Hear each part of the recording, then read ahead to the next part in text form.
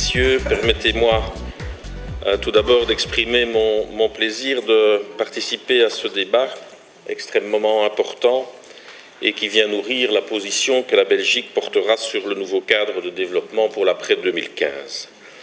Plusieurs consultations, comme vous le savez, ont été lancées déjà fin 2012 avec le Conseil fédéral du développement durable et depuis le début de cette année avec la société civile, y compris le monde academique.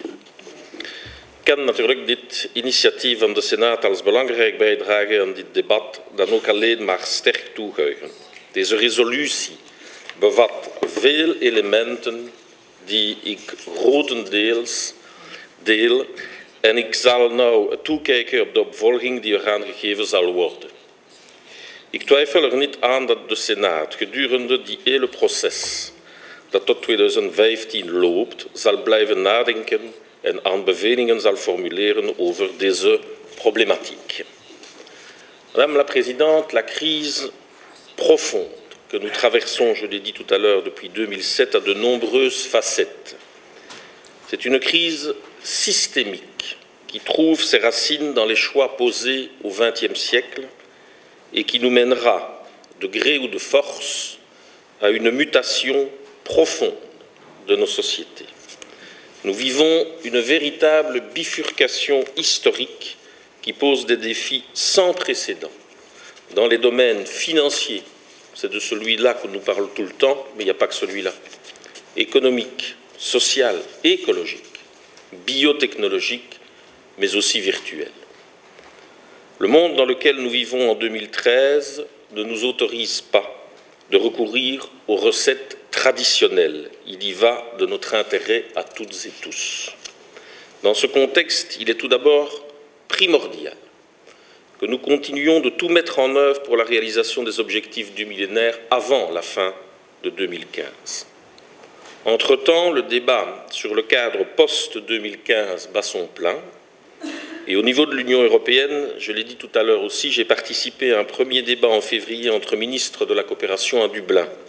Fin février, la communication de la Commission européenne sur ce nouveau cadre est sortie avec bon nombre de remarques à formuler.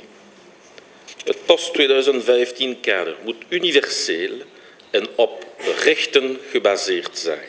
Dit betekent dat we moeten vertrekken vanuit onze gemeenschappelijke waarden, die met name voortvloeien uit de universele verklaring van de rechten van de mens en de internationale verdragen die ernaar refereren.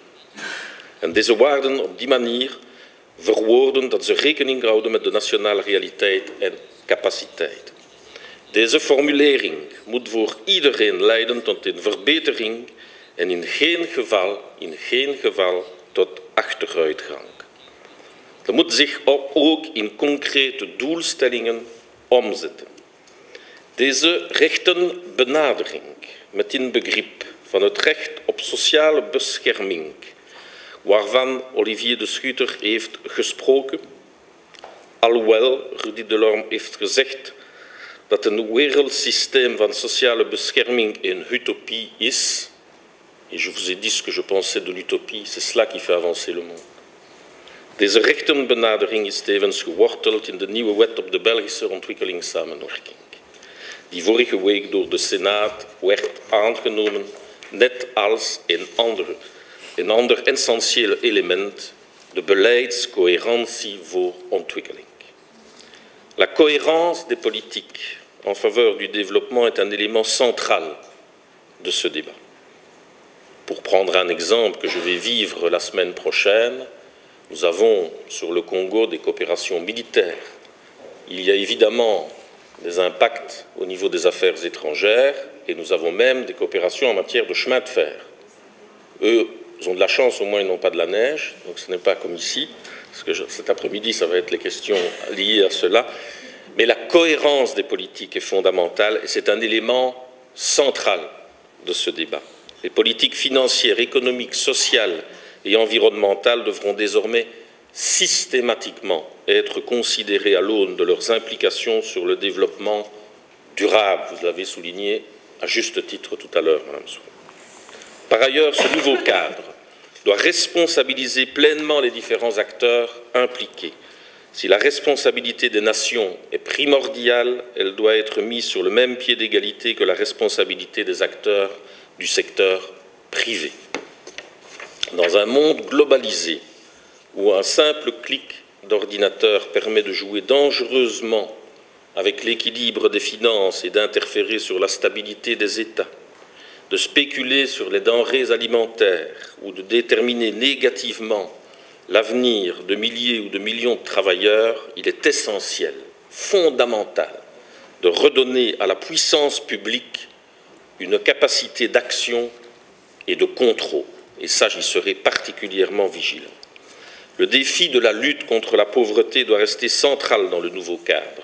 Il va bien au-delà d'assurer un niveau de vie minimum ou de lutter contre l'extrême pauvreté. De strijd tegen ongelijkheden op elk vlak van de duurzame ontwikkeling, toegang tot sociale diensten, economische middelen en inkomsten, ecologische voetafdruk, moet de leidraad zijn van het nieuwe kader. Er is nood aan een sterke sociale agenda in het nieuwe ontwikkelingskader. De Decent Work Agenda, met in begrip van de universele basis van sociale bescherming, transparantie en het goed beheer van de natuurlijke hulpbron, zijn de belangrijkste voorwaarden voor gelijkheid en rechtvaardigheid. Iedereen heeft recht op een minimaal niveau van sociale bescherming. Kortom, we moeten de oorzaken, niet alleen de symptomen van de armoede bestrijden. De aantasting van het milieu neemt toe. In sommige regio's is de klimaatverandering al een feit en in veel andere landen vormen ze een reële bedreiging die toeneemt door de toenemende bevolkingsdruk. Deze uitdagingen vereisen dat we het thema van duurzame productie en consumptie centraal stellen, zowel in het noorden als in het zuiden. De nombreuses discriminations, trop nombreuses discriminations persistent quand il s'agit de droit à l'éducation, droit à la santé, droit à un revenu décent. Faute de progrès probants, un objectif spécifique en matière d'égalité des sexes et d'autonomisation des femmes devra certainement être maintenu, sachant que la réalisation de cet objectif a des retombées ô combien positives pour l'ensemble de la communauté, tant au niveau social qu'économique. L'objectif d'égalité des sexes doit être transversal au sein des futurs objectifs, mais il ne peut pas être dilué et disparaître comme objectif spécifique. Pour conclure, je voudrais insister sur la nécessité de se doter d'un cadre de financement ambitieux, cohérent et transparent pour atteindre ces objectifs universels.